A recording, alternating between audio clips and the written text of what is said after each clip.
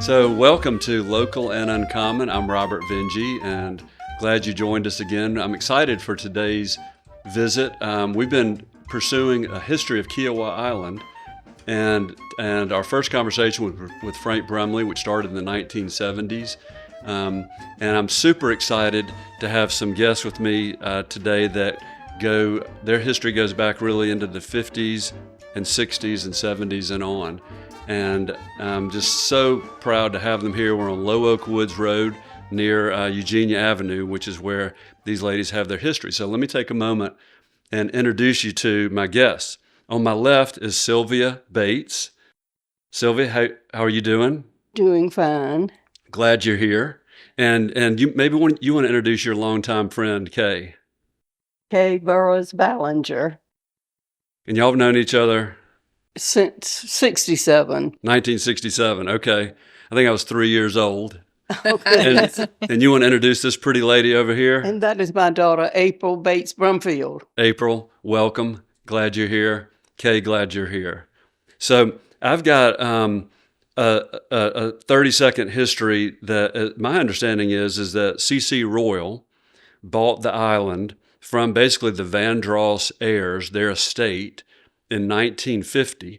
The Vanderhorst family owned the island, I think, for 150 years. They were longtime property owners. And he bought the island, by my math, in 1950 for $125,000. Okay. Good deal. And one of the first things he did in 1952 was build a bridge and a causeway over here because there was no vehicular access, and bring in electrical lines.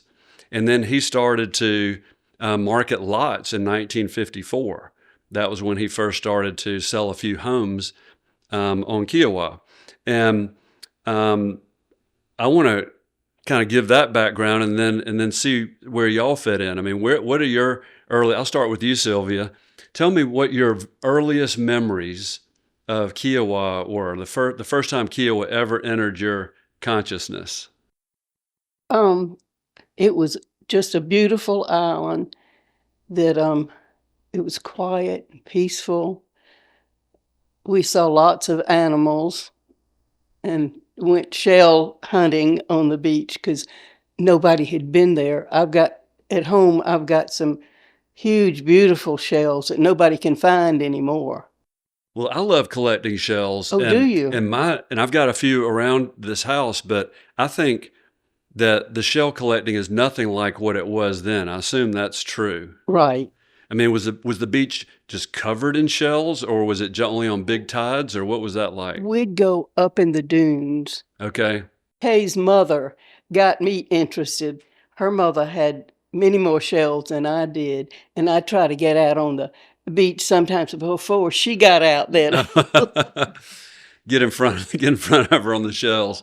So your husband, Dr. Walker Bates, he bought his house in 1957. Is that Yes. true? Uh-huh. And he bought it from the Royals. Yes.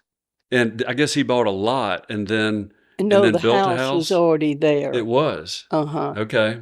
They built, I don't know, a number of houses on our street, and then people bought them.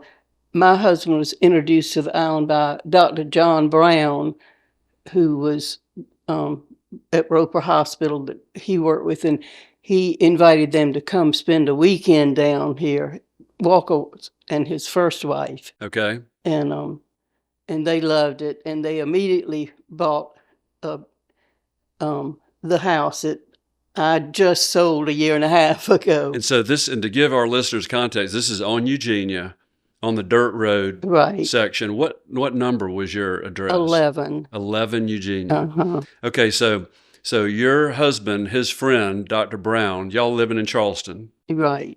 They invited you down for the weekend, and he loved it and wound up buying this house. Yes. Okay. And this was in 1957. Right. Well, now I was not involved then. You came a little bit later. Right. What year did you first come? In 67. 10 years later. Right. Uh-huh. Okay, so I want to come back to that. Let's pause there for a second. Kay, when is your first memory, and when did Kiawah first enter your consciousness? Well, my parents, when my dad was in medical school, rented half of a duplex that was owned by Hammond and Ruth Sturgis, who worked with C.C. Royal. That was in Augusta. And so C.C. invited them down to look at this house that had been built, and they said, yes, we will if Mildred and Gerald Burroughs can come too. And so we came and looked at the house, and the memory that I have from that is that I ran through the house because it had paper runners on the floor. They had just refinished the floors. That's what I remember. And what from address? that day. what address was this property? 3 Eugenia.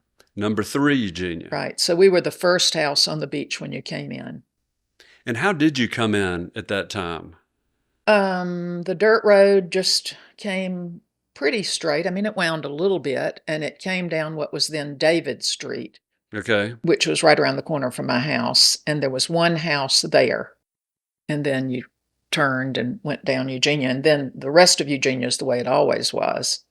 And So I guess you entered it from where the sandcastle and all is now. You didn't come, David Street is right past the sandcastle. Okay. It's now a driveway. It's a driveway now. There's no, because I didn't remember a David Street. Okay. So, and did you ladies know each other before that, or did y'all make your acquaintance from Eugenia? Eugenia, yeah. I was 5 when we Oh bought my the house gosh. down. So this is your parents who, so you were 5 years old. So you really have been coming to Eugenia Avenue since you were 5 years old. Right, 71 years. Amazing. That's really cool. Yeah. So we were talking about the beach. Do you like shell collecting, or what? Oh, yeah, I love it. I Yeah. love it. And the Drives my beach- children crazy because I'm like, stop. There's always one more shell to find. Right. Right. And the beach, is it seem different to you now in terms of its physicality, or how would you describe? Well, it's always changing because of hurricanes and things like that. So, of course, the dunes change all the time. Yep. And sometimes there's a little bit more slope, but, and now it's a lot more crowded. Yeah. But there used to be a lot more shells. Yeah. But there's always something turning over. It's like all sand dollars or all whatever. Right now, there are coquinas all over the beach. So it's interesting, to watch how things change down there. And all right, so we're going to come back to that. That's really cool. And let me jump to you, April. I'm curious, your memories, your first recollections of Kiawah, and let's talk about that.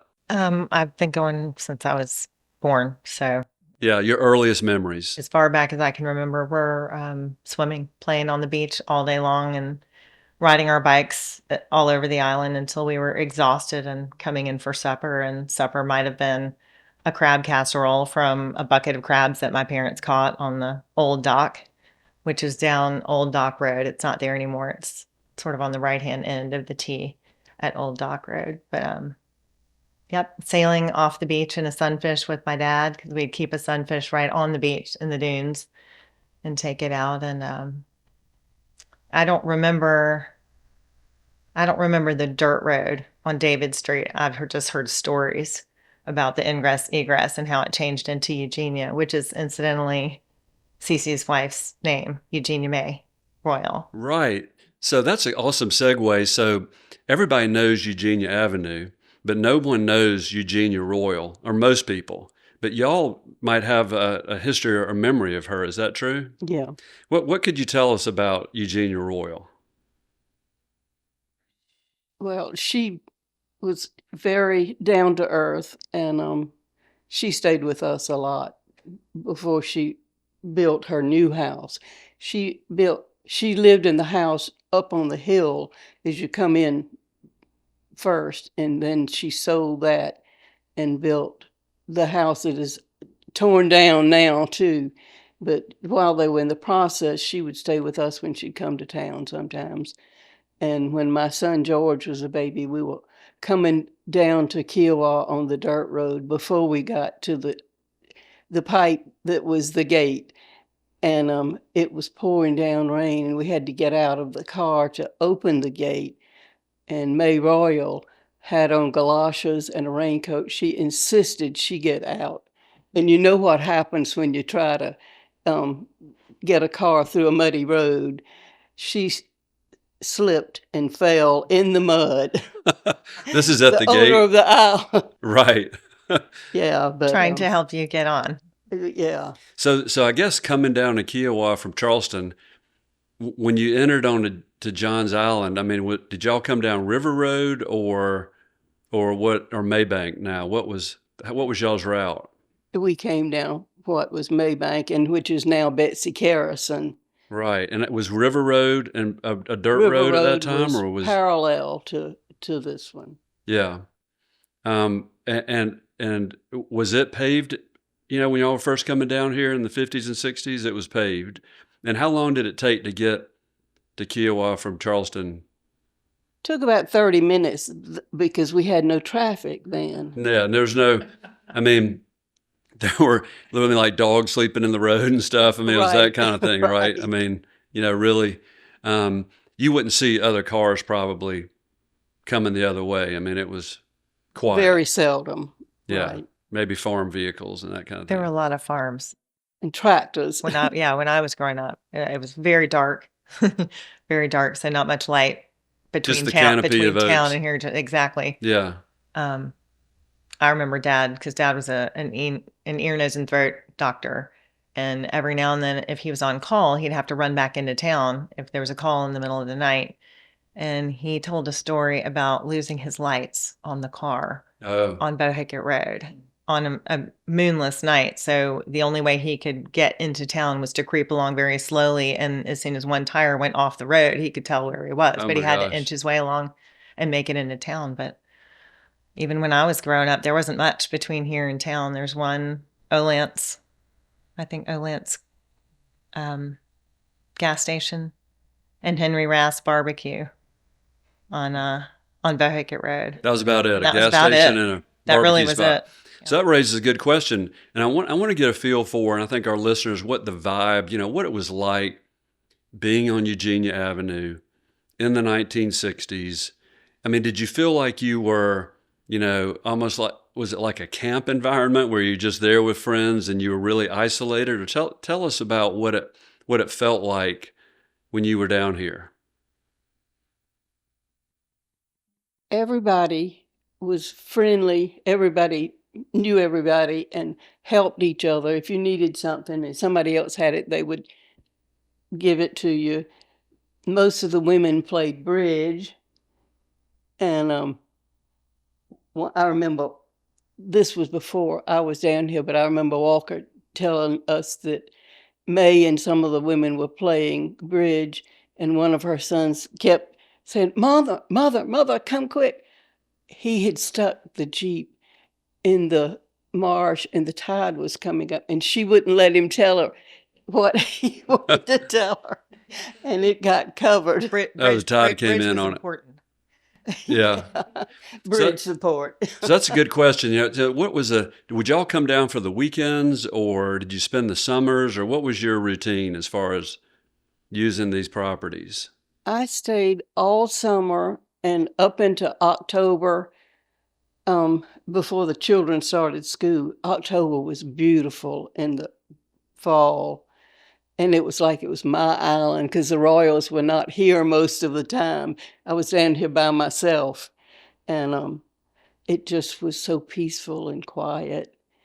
And you could see a lot of wildlife because there was not a lot of traffic to scare them. It was just a wonderful place to be. And then we'd come almost every weekend. My husband liked to come to get away from the city and everything, and he could just relax and enjoy it. So y'all would. This was of course, your primary home is in Charleston, but y'all would come spend the weekends and the summers. Yes. And Kay, what about you? Tell me your routine. Well, my dad, being the only doctor in this little town, had to do house calls and all that kind of stuff. So when we came down here on the weekends, he'd hire a doctor to come over from Augusta, and they'd bring their family and stay in our house. And we would come down here and get here in the dark. And I'll just say that when we would come down River Road in the dark, or Bohicket, there'd be people on the road, just like sitting out, partying and having a good time. So it was quite dangerous. But anyway, so we would come lots and lots and lots of weekends. I spent a lot of time in the back seat with my parents. I was an only child. And then my mother and I would come in the summer and spend summers, a good bit of the summer, and Daddy would come on the weekends. Were you excited to come down? Did you look forward to Always. that? Oh, yeah, always. Yeah. Yeah. Really, Kiawah was, nobody had ever heard of it. So if you brought a friend down here, they were just agog at, what was going on down here. Right. And what was going on down here? I mean, like what in the summertime? Let's just go transport ourselves back to the summers in the 1960s. What was a typical day? Like y'all would, get up in the morning. What would be the first thing? What was a typical day? Well, in the 50s, if my mom was there, she gardened and stuff like that. But we got going pretty early, I think, as far as I can remember. And a lot of the moms would get in their old Jeeps or whatever they had. I think Walker had what did he Land have? Rover. Land Rover, an old Land Rover. Old Everybody had Army old ones. issue Land Rover Yeah. with rusted out floorboards. Before they were cool, they was And like no the brakes. Right. Yeah. no they- brakes. Yeah. And when we would go on safari, we'd go back and like my dad would call Walker and say, we're going back, on the island. If we don't get back in 3 hours, come get us kind of Oh thing. my That's gosh. what we did. And would y'all go when you were on safari down the beach, or did you go into the interior? We would do both. When you got to the end of Eugenia, which was a nice wide enough street, then it got 2-lane rutted, and stuff growing in and spiders and everything. But you could go all the way down the island on roads. And then when we would go down the beach, there was actually, I don't know, maybe a little bit further than the the sanctuary now, there was a fence across the beach, a wire fence that went into the ocean. And there was a pole that the fence was connected to, and you would have to get out. I would have to get out and pull it back, and we would go through, and then I would close it because there were herds of cattle down there. On the far end of the beach. So it's basically a cattle gate on the beach. I guess you'd call it that. But you'd have to, they were not eager to move usually. So we'd sit there. My daddy might try and blow the horn at them and stuff. So the cattle were grazing out on the beach. Okay, so that's kind of hard to process. And did y'all go all the way down like to Sandy Point and around the bend? Y'all would check all that out. We got stuck, everybody got stuck got from stuck. time to time. I remember my grandfather had a big Cadillac, and he insisted that the Cadillac would work on the beach, and he got stuck way down at the end of the point, and the tide was coming in and everything, and we got him out, but there was a lot of that. And there were horses, I guess, on the island at that time. Did y'all? Arthur Ravenel owned them, Okay, Really? and he had permission to keep them on the island. But they were loose. right. Were they like what I call marsh tackies, small, or were they full size horses? They I look think they were pretty full-size to me. full-size. And they just ran wild around here. Just They were back on the other end of the island. Well, They weren't near the houses. I remember growing up, we would see them either on the beach or there was a little in the shady area just past the causeway onto Rhett's Bluff, what's now Rhett's Bluff. They would be in the trees or a little beach just prior to what's now Captain Maynard's Island. So we'd always see them either at Rhett's Bluff or on the beach, never really in between the two of those. and we talking about a lot of horses, like a dozen or so, or About a what? dozen. Yeah. And there were wild hogs, too, on the island. Okay. They rooted our driveways and our yards. They Just could like they go- do now, they made a big mess. Right. Huge. A lot of them were huge, real big. Were you ever afraid? Like, would they ever, approach you or make you nervous? The wild hogs. We were afraid, in the 70s, probably late 70s, there was one across the street, and it was just tremendous. And one of our dogs was barking at it and going over there, and we just thought that was going to be the end. But it turned out that it left, but we were frightened. And again, I'm just, the dogs. I guess your dogs just ran free. I mean, you didn't have a fenced yard or whatever. They just No. hung around. And bobcats, or I guess you saw a lot of bobcats and of course deer. They're still prevalent. Dad even saw, well, as he described it, he came around a turn in the Jeep on one of the Jeep trails. And there was what he thought was a dog standing in the middle of the trail. And it went a little farther. And it was far enough up so he couldn't see it clearly, but it had a long, swoopy tail. As it wandered into the woods, he thought to himself, that was a cougar. I just saw a cougar. Okay. I don't know what year that was back in the day. My mother saw one up in the marsh where you turn, where they planted all those nice palms and everything right past Mingo Point. She saw a black panther, she called it, Black? out there. Okay. That was a rare sighting. For sure. Yeah, one of the painters up on a ladder also saw the Black Panther one time. On Eugenia, right next door. A Black Panther. And then, oh, I don't remember it. I thought it was tawny color. Well, I wasn't there, but Dad told the story. But I think it's...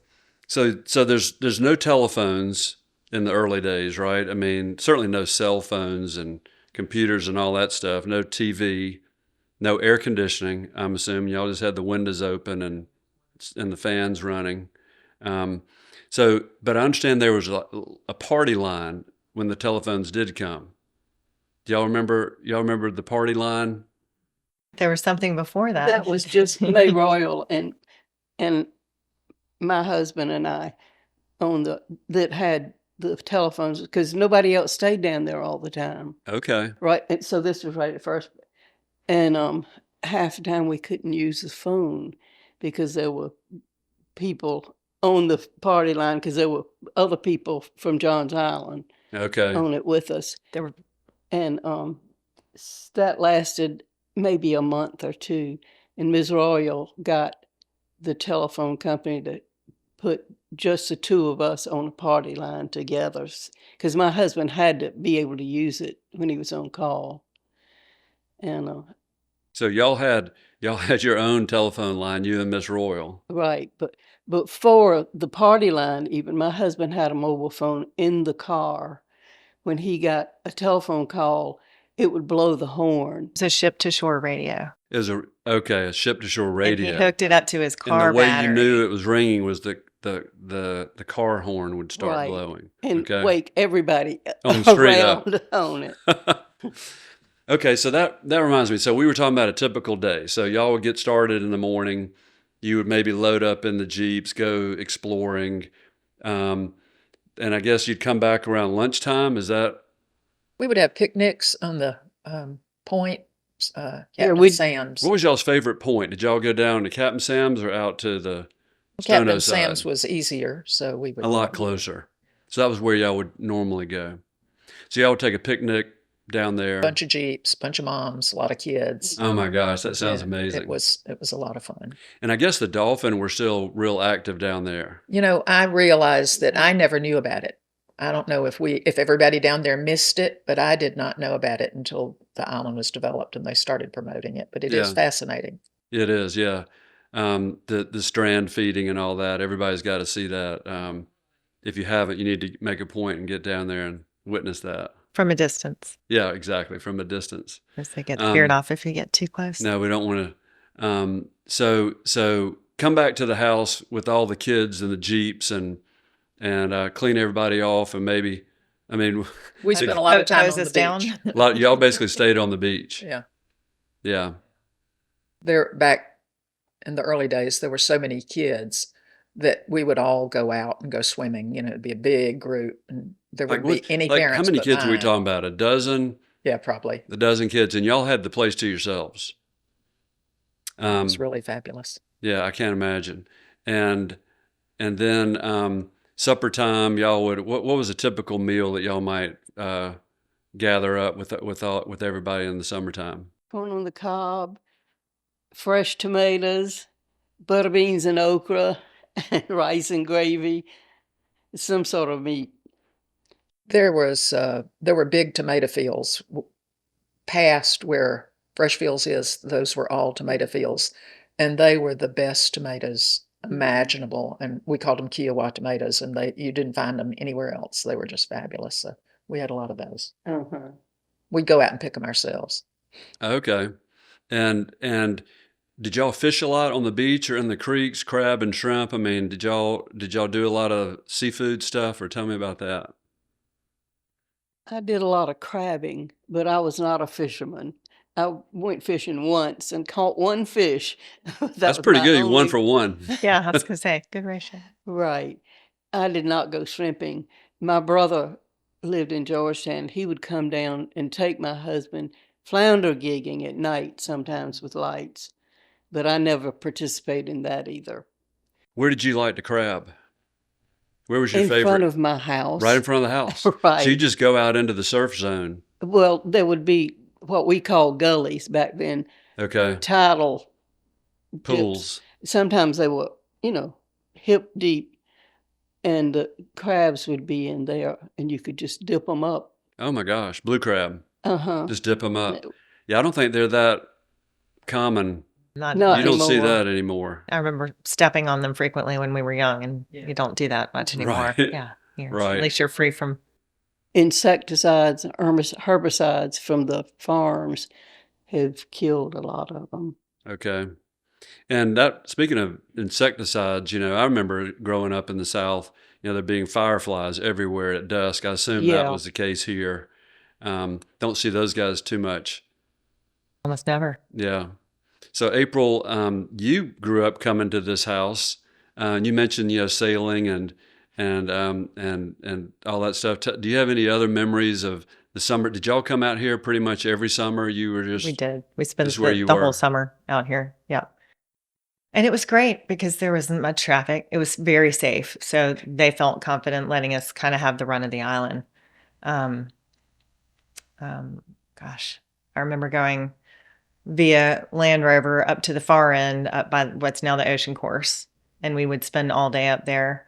There was one patch that seemed to be a sand-covered pluff mud zone right at the very end of the beach. And people who weren't familiar, or those of us who were familiar, would all get stuck down there. And so there were lots of stories, I'm sure these ladies can add to this, about people getting stuck out there on the point in the middle of nowhere with the tide coming in. One in particular that Mom and I were talking about on the way here, a fellow with a brand new van, red or something other, was riding in the little gullies in the waves. People from elsewhere don't understand what salt water will do to a vehicle, right? But he got stuck in the little gullies / pluff mud zone. And so another Jeep that was out there saw him get into trouble, tried to help him get his van out. The Jeep got stuck. So somebody from the group drove back, got a wrecker involved. So a wrecker came out and the wrecker got stuck. So we've got 3 cars in tandem all trying to get each other out of the mud. And one of the Coast Guard helicopters on a routine flight flew by and saw the whole scene and touched down, had all of them out in, a matter of 10 minutes. Oh my And they gosh. said, well, can we do anything for you for helping us get all these vehicles out of the mud? And the fellow said, don't tell a soul because we will get in trouble for Right. stopping. Right. So the Coast Guard guys pulled the wrecker and the 2 cars out. That's crazy. And there was an article in the newspaper the next day. Oh no! So, Yeah. so the secret's out. So But everybody helped everybody was the yeah, bottom line. yeah. So just a really, really close group of friends. And speaking of that, you had a friend that was going to join us this morning. April, you want to mention her, and also I wanted to talk about Betsy Kerrison because I know there was a connection there too. So yes, unfortunately, Shirley Gibson is her name, and she was very close with Betsy Kerrison growing up. They were like sisters, and she's unable to join us today. But she and I spoke for a little while about some of the old stories in the old days and her fondest memories of coming out. And she said that she would come and spend time in a house that the Kerrisons rented on Eugenia. Mom thinks it might have been just a few houses down from ours towards Kay's house. But she said the gate was scary because you never knew if you would encounter a snake or a boar or a furry Tarantula. spider on the gate. And Oh, literally like hanging out at the front gate. right at the front gate. And it was under a lock and key, I guess. You had to come, yeah. And not everybody had a key, so you had to have somebody allow access into the island. But She said it was fantastic because there was nobody here and there were no rules. It was just the one word that comes to mind when you say Kiawah to her is freedom, Freedom. because they just had the freedom to roam the island, play on the beach, drive your car on the beach. I mean, how many people can say they've driven a Jeep on the beach? Yeah. It's that kind of stuff. She also mentioned that in one of her adventures with Betsy Kerrison, when she had a small child, so her son Matthew is a year younger than me, and Mom was staying on Eugenia. And as she left the island one night, a huge thunderstorm rolled in, knocked a tree down. An oak tree fell on Bohicket Road and stopped her ability to leave the island. So she had to turn around and come back in the middle of the night in the rain, got to the gate and realized the gate was locked and she had no key. So she had to drive to someone's house, call on the telephone, get Betsy to come let her in. And she was stuck out here for a couple of days while they got the tree out of the way off of Bohicket So Road. if there's a tree down on Bohicket, you're staying on Kiawah Stuck, for a couple of exactly. days. Right. You're just there until they can get Worst things. Right. Yeah, right. Isn't that the truth? So Betsy Kerrison, give our listeners some context. How did her influence, that she has an important part of the entryway to Kiawah Seabrook named in her honor? Tell us how that came to be. I don't know all the details. I do know that she was very involved in the community. So she was, her family had a jewelry store, Kerrison's, on King Street, I believe. And so she ran the store, and she was on county council, Charleston County Council. And I think one of her biggest campaigns was to build relationships on and around Johns Island and Wadmalaw. So she worked with some of the local leaders. Shirley mentioned a few names. See if I can remember. Esau Jenkins. Esau Jenkins and Mr. Saunders and Septima Clark, who the parkway is named after, to build relationships between communities on and around Connecting Johns Island. and- Exactly. Yeah, Well, to the city of Charleston. Now, April, you said something that I think is powerful. The one word association, her word was freedom. I'd love to ask the three of you, if I say Kiawah, is there a word or two that kind of just instantly jumps into your mind? I'm kind of catching you off guard, so if you don't have one, but Sylvia, maybe I'll start with you. If I say Kiawah, what's kind of the first word or two that jumps into your mind? Beautiful and wildlife. I love the wildlife on the island. Beautiful and wild. Uh-huh. That's good. Yeah. What about you, Kay? Well, my first word is always home. Even though I've lived a lot of other places, Kiawah's my home. And when I think about, maybe I should sell my house, I just think, who would I be without Kiawah? Kiawah is who I am, even after all these years. I just feel like it's in my soul, and so. Kiawah is who you are. I love that. That's powerful. April, what word comes into your mind when you think? Adventure. Adventure. Yeah. Yeah. And it's still green and beautiful and wild in its own right. It's but it's like Kay says, it's home. If you have home, yeah. Kiawah sand between your toes, you don't ever want to leave. That's awesome, y'all. We should sell all this to the marketing department. Oh, yeah. That's good. That's great stuff. So, do y'all have a favorite spot on Kiawah? Like when you think, if you were taking someone who had never been here and you wanted to show them one spot, where would you take them? I'd go to the point. I was Okay. thinking the same thing. Yeah. Because that was just always real important to me and to my older daughter. She just has always loved it. And then in May of last year, my daughter got married at, what's it called? Cinder Creek. Cinder Creek. Cinder Creek, outside in a pavilion. And that now has got a real important place in my heart. Mm-hmm. So those two places, I guess, it's just beautiful. I never spent a whole lot of time on the marsh or anything. We were always beachfront, and I've realized that it's good living back there. Yeah. Well, interestingly, the Indians always lived on the marsh side, the riverside. They were never on the beach. There is good living back there for sure. April, do you have a favorite spot A lot of favorites. The old mansion. It's got to be Okay. one of my favorite Yeah. spots on the island. You're referencing the Vanderhorst Mansion. I am. So We did used to y'all go used there to when go kind of snoop around there? we did. yeah. We did. It was one of our bike ride destinations when we were young, and it was unrestored, probably fairly dangerous. There were still writing on the plaster walls from Civil War times. There were some old beds, like some old cots. I think it had a number of different purposes, and it's during its lifetime. But Wallpaper. beautiful. Mm-hmm. Beautiful wallpaper. Oh, in the mansion. The colors were still vibrant. Yeah. Some of the blues and things were still vibrant after all those years. But when the one of my favorite memories there, when I was little, and they were first building the resort, there used to be parties and events, and they would invite everybody in our section to these events just so that there would be a lot of people there for marketing purposes and for, to make it look like it was as much fun as we were having. And they had a Halloween extravaganza where we took a flatbed truck full of hay and had a hayride for the families and kids to the old mansion. And they had staged the old mansion with tiki torches and ghouls and, all the fun things as a child.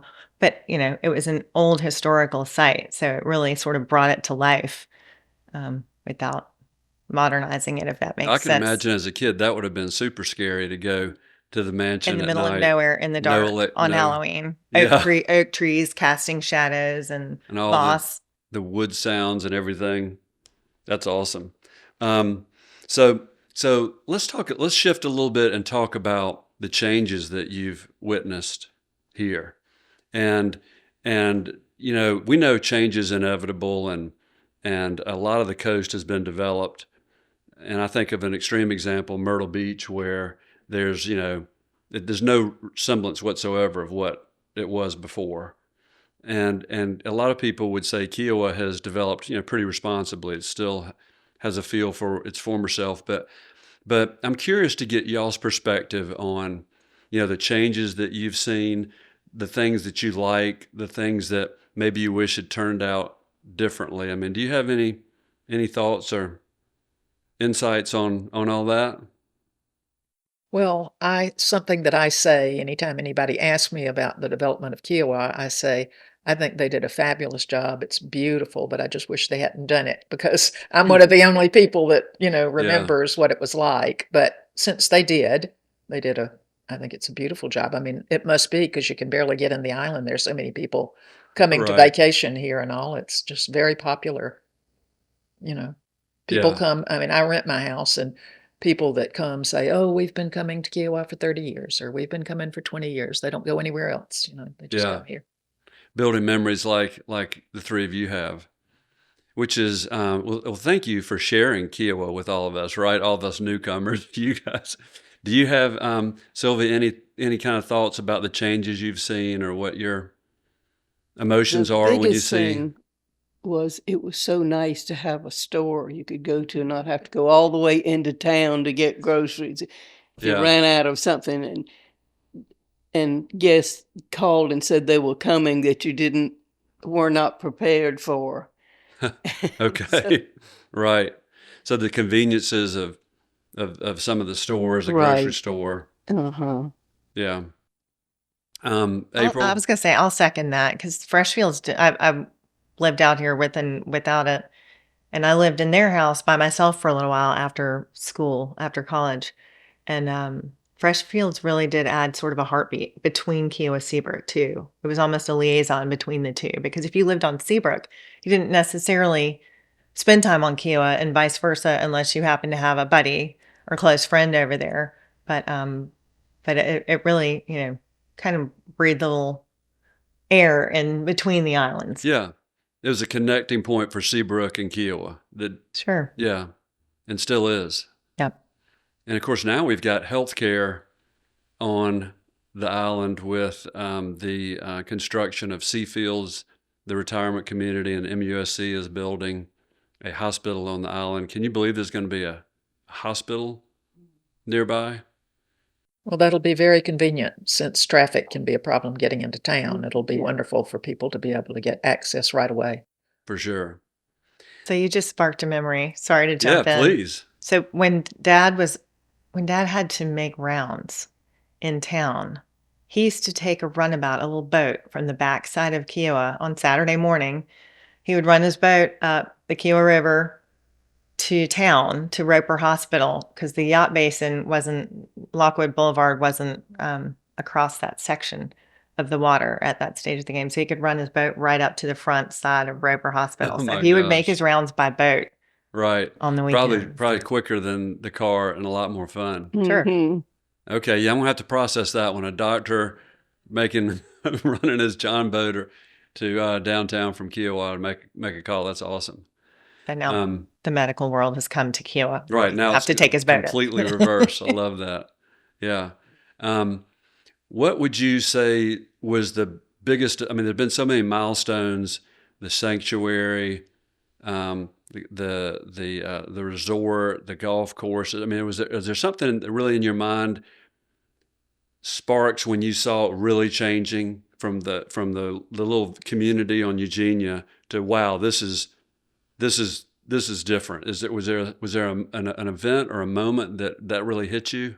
Well, I will share this, and it's not exactly answering that, but we used to sit in our dining room at our table and eat lunch or whatever, and the windows would be down and everything. We could hear cars coming, and we'd all turn and look, is it May and CC? Is it the Marvins? coming? Is it the Bates? Who's coming? So we were sitting there one afternoon having lunch, and we heard it, and we all turned around, who's coming? And we looked, and there came a row of limousines and a big bus, and it was full of turbaned sheiks. I remember right when and that's when we would knew visit. there was a big change coming. Mhm. Oh my gosh, that is a pretty big change. Yeah. So that was probably in the 73, 74 when the Kuwaiti group took ownership. And I guess y'all knew Frank Brumley, who we talked with on our first podcast. Do y'all remember him coming to the island? Oh, yeah. Yeah. This street that we're on, Low Oak Wood, was that a dirt road? Do y'all remember? Was it even a road? I don't think there was even a road. There wasn't. It was just David Road and Eugenia went all the way and then dead ended. So Eugenia really went, when you say all the way, did it end where it ends now, or did Pretty it go much so. farther? Pretty much so. Okay. It's a little bit hard to tell where things are now because Yes, Sure. because so they've many years changed. have gone by, but I think it's about there. Right. But the little hotel that they built was just so wonderful. It was just Yeah. a nice thing. The little stores, ice cream shop, and Yeah. The straw The market. straw market. Yeah. We spent a lot of time at the straw market growing Yeah. up. And at the pool that the inn built, they had 3 different pools. So they had sort of a family pool on one level just in front of the hotel, and then on a raised level, an adult pool, and then a baby pool off to the side. They had a beachside upstairs, like a beachside cabana bar, and then underneath it was the Sundancer Cafe. So I remember Mom would spend hours there at the pool with us, and we would all sit in the open air cafe and have lunch. They had a swim team on Kiawah The for Gators. a number of years Gators. after they started. And that's the way they met all the young people on the island and got to be really good friends with so many they would not have met otherwise. Via the swim team at the resort pool. Uh-huh. Okay. Well, it shifted to the sandcastle when they built the property owners pool. That Yeah. became the first real competitive pool that we had. And then after a while, they opened Night Heron Park. So it sort of progressed. You can watch the progression as the parkway extended. So, they would build one section and then they would extend the parkway a little further and then they would extend a little further up island. So there were really sort of waves making their way up island. Mhm. The swim Until team. the Ocean Park, which was formerly Cougar Island. That was the last. And it's gorgeous. Yeah. It's got so much green space. Like really, Mhm.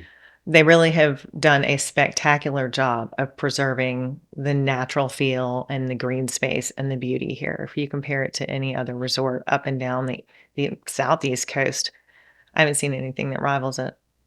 Mm-hmm.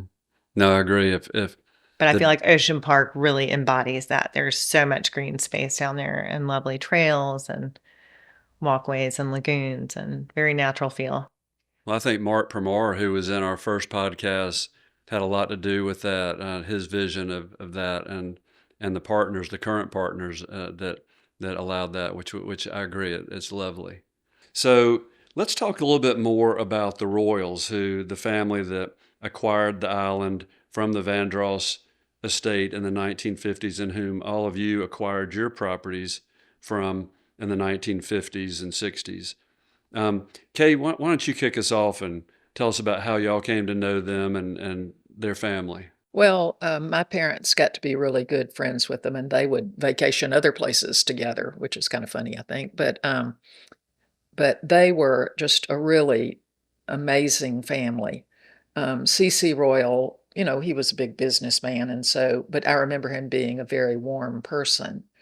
But of course, he was a little bit far removed from my orbit when I was so young. But they had a fabulous home that I can't imagine who designed it, but it was just fabulous and huge house. And they had a big breezeway, and they had a player piano with the little rolls that you could play. But May was, everybody was casual, that people just wore their old clothes. There were no social events where people dressed up, and they had 3 daughters and 3 sons, and the daughters, to my eye, they were older, and oh my goodness, I just looked up to them. I would just, I just really admired them. They were beautiful, and they twirled batons, and it was just wonderful.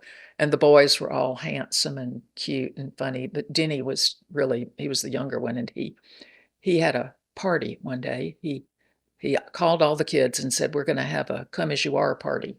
So he came by in his Jeep, and he picked us all up, and we went to his house to clean because his parents were coming. He had been there by himself for a couple of weeks, and he invited us up to clean house, but it was a come as you are party. This guy's a genius. Yeah. And so, we just were all a big group, kids, just we all just hung together. And I was really one of the younger ones. There were 3 or 4 that were my age. But people from Aiken and Augusta and that was in Charleston. And so you mentioned like a sock hop. Would that have been at their house, or where would that have happened? It kind of moved around. We had one at our house, and we had one at the Marvin's house, and probably the Royals' house. I don't remember, but it was fun. My parents would roll the rugs back, move all the furniture back, and have the old records playing, or new records, let's say, 45s. Now, and we would dance. May Royal, that's what y'all called her, Miss Eugenia, but she went by May. May. Mm. And was she a strict mom, or was she a cool mom that just let the kids do their thing? I think she was a cool mom. Yeah, I would think so. Okay. I would think so. The things they did, she'd have to have done. Right. Yeah, they were just enjoying life, and it was just really a family kind of thing. Just everybody kind of hung together, and they would have oyster roasts in the winter outside, and just social. And she had invited all the bigwigs from Aiken and Augusta to come spend the weekend. They had duck hunts at her house, and she was a wonderful cook. Now, her house was on Eugenia. Is that true? Mm-hmm. So they would have duck hunts on Eugenia, I guess, right out in the ocean? No, they'd go further in the island. To some of the into the ponds. ponds. Yeah, okay. There was really not much hunting that I can remember, but duck hunting was one thing that the men did. Mhm. Yeah. Okay, that's fun. And then another thing I wanted to ask all of you about was hurricanes, or as my grandmother used to call them, hurricanes, and a lot of people still do. It's kind of like tomato. But tell us about your memories of living on a barrier island, before there were big alert systems and all the evacuations, and hurricanes, and how they influenced the island. Any memories of those? I remember one hurricane. I don't remember which one. It may have been David. I'm not sure. But we still had window air conditioners back then. My husband did not take the air conditioner out of the window. And during the middle of the hurricane, I had to stand there and hold the thing and with black plastic bags around to keep all of the rain from coming in. And it was quite a chore. Sounds kind of scary. It was. Did the storm surge? Did it come up into the yard or around your house ever? We had water, but nothing terrible. No, never. We never had any damage. Only thing, it would blow out the screens. And I guess you'd lose power, of course. Oh, yeah. Yeah. What about y'all's memories of storms here? Well, I was young and my cousins were down visiting two older boys, and a hurricane was coming. And so they were so scared, they put all their stuff in the top of the closet. You know, they were so afraid everything was going to wash away. And we went into the Brown's house and rode out the storm, and everything was fine. I know that C.C. Royal had said that he had engineers and all study the island, and the crescent and where Eugenia is, that was the best, safest part of the island. He, even back then in the 50s, they had that figured out, that it was a safe place, and that really the beach was safer from water inundation than the river. So we've never had any, Knock on wood. we have not had any water come across the ocean, across the dunes. April? We've been very, very lucky to be on the south side of most of the big storms that have come Right. through. And I think the Gulf Coast, the Gulf Stream does us a big favor with that, because if you look at the map and how we kind of sit in this little crescent shape, this little crescent moon, the Gulf Stream moves most of those storms up north to the Outer Banks or to the coast of North Carolina. I remember when Hurricane Hugo was coming, and I was a teenager, and I just rolled in from being out somewhere in the evening, and my father was up, and he said, "We have to go to Kiawah." I said, "At 10 o'clock at night?" And he said, "Yep, we have to go move the sailboat and batten down the hatches." So we came out at 10 o'clock at night and moved the sunfish and secured it up to the house. And he was afraid. And that was the first time I had ever seen fear in my father's eyes, because there was a high pressure system sitting on top of Charleston out in the ocean, and a low pressure system right underneath us. And it literally funneled Hurricane Hugo right straight into Charleston, and he knew it was coming. So we did not stay. Right. So this We was went- we went to- Hugo we when went to- y'all we came went in to getting Columbia. ready. And there's a story about your dad swimming around the island, or he was a big swimmer? He was a big swimmer. And I'm going to let these ladies tell that one, because that was before my time. Well, Okay. I brought it up because I remember during one of I was probably not even down here, but there was a hurricane that came, and it washed out part of the road, probably a little bit close into where Freshfields is. And he had to swim across the river to get down, and then walked all the way from like Freshfields down to Eugenia to check on everything. He was a very devoted. And worry about alligators, too. Oh, my goodness. But he was a real athletic person, and I used to go out there, and he would be swimming for hours up and down the beach. That was his lap pool, was He Uh-huh. loved swimming in the front of ocean. y'all's homes on Eugenia. Amazing. So let's talk a little bit more about wildlife on Kiawah, which everyone loves and appreciates. And Sylvia, I've heard that you spent so much time on Kiawah that the animals got to know you and were comfortable with you. They did. The deer and the bobcats. The bobcats would come across my yard almost every day, and I would be sitting on the porch, and I would speak to them, and they would turn around, look at me, and then just walk on. They were not afraid at all. And one bobcat had 4 kittens at first, and she spent 3 days and nights in my yard in the shrubbery with them, and she would, about 7, 8 o'clock in the morning, she would come bringing their breakfast and feed them. And they were just like little kittens playing, running up and down the trees and running in the yards. I never moved. I stayed real still because I didn't want to scare them and make them leave. But I really missed them when they left. And then the deer also got used to me. They would come and bring their little spotted fawns. They would even feed the fawns in my yard because they were all so used to me being there every day that they were not afraid. And when they stopped coming, I really missed them. And I didn't want to get attached to any time, because we had a flood, the 500-year flood one year. They all moved up island, and I never saw the ones that I was used to coming. Again, one was, I called her Mama 10. She had tattoos and ear tags with number 10 on there. So I knew her because she came, almost every day.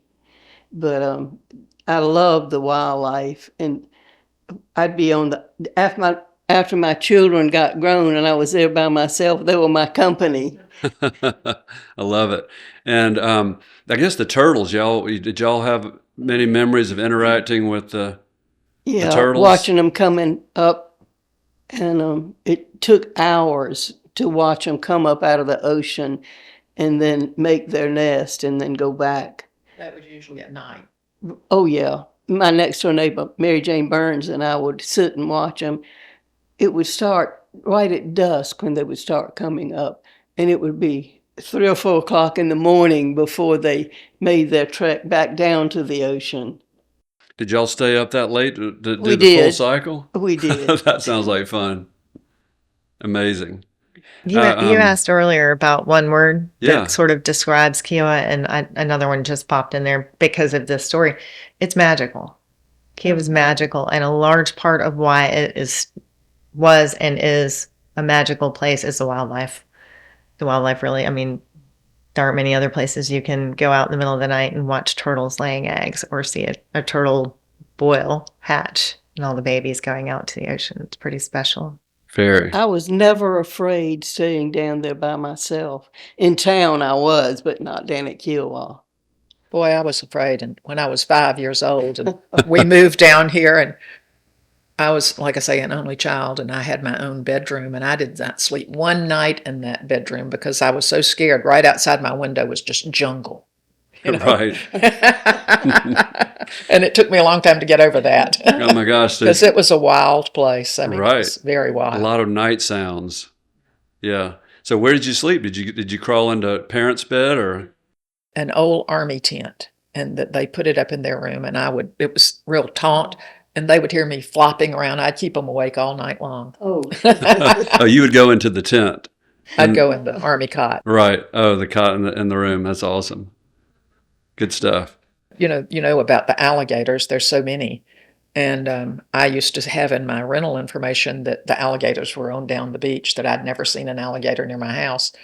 And a couple of years ago, a renter sent me a picture of one on my carport. Oh. It was small. Yeah. A baby. Yeah, we still got plenty of those. Yeah.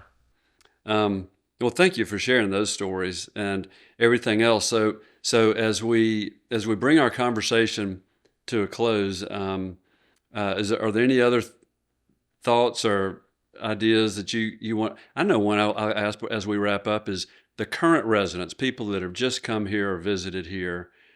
Do you have any advice or words of wisdom for the next generation of people that are going to be stewards and caretakers here? Do y'all have anything you want them to know about your Kiawah? I do wish that there was some place that had a little bit of the history available for the people, maybe something in the town has or something. Blanche Brumley wrote a history one time that used to be in the main real estate Sales building. center. I don't know if it's still there or not. I had a copy one time, but mine, I think I loaned it to somebody and never got it back. And Frank may still have a copy of it.